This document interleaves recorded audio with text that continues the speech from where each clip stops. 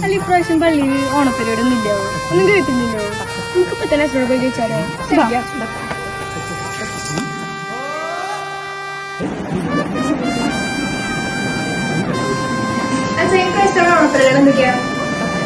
ഈ പ്രാവശ്യത്തെ ഓണാഘോഷ പരിപാടികളെ കുറിച്ച് നിങ്ങളൊന്നും അറിഞ്ഞില്ലേ?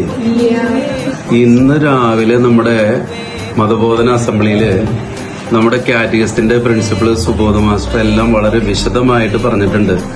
ഈ പ്രാവശ്യത്തെ ഓണാഘോഷം നമുക്ക് തകർക്കണം കേട്ടോ, ഗംഭീരമായിട്ട് ആഘോഷിക്കണം. സുബോധ മാസ്റ്റർ ഒന്നുകൂടി വന്നേ, നമ്മുടെ മതബോധന വിദ്യാർത്ഥികൾക്ക് നമ്മുടെ ഓണാഘോഷ പരിപാടികളെ കുറിച്ചൊന്ന് വിശദീകരിച്ചു കൊടുത്തേ.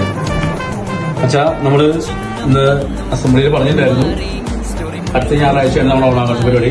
രണ്ടാമത്തെ കുർബാനയ്ക്ക് ശേഷമാണ് ആരംഭിക്കുന്നത്. എല്ലാ കുട്ടികളും പങ്കെടുക്കാം. ഇഷ്ടംപോലെ മത്സരങ്ങളുണ്ട്. അതിനുശേഷം സമ്മാനങ്ങളുണ്ട്.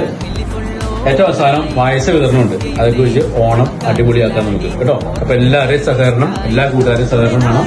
നമുക്ക് ഓണം അടിച്ചുപൊളിക്കാം.